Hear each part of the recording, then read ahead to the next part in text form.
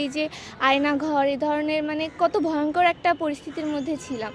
এখন এই আন্দোলনের পরে বোঝা যাচ্ছে যে আসলে কীরকম একটা বন্দি। আমরা চাইলেও কোনো নিজের মতো করে কোনো কথা বলতে পারতাম না, চাইলেও কোনো দেশের জন্য কিছুই করতে পারতাম না। শুধুমাত্র একটা ধরা বাঁধা একটা গতির মধ্যে আমরা চলছিলাম।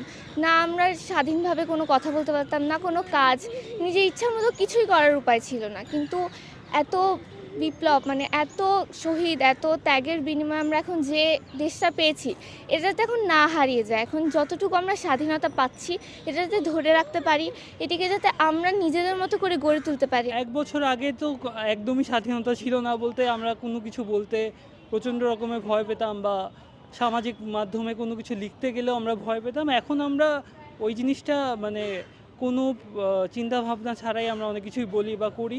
কিন্তু অবশ্য এই স্বাধীনতার অপব্যবহার অনেক ক্ষেত্রেই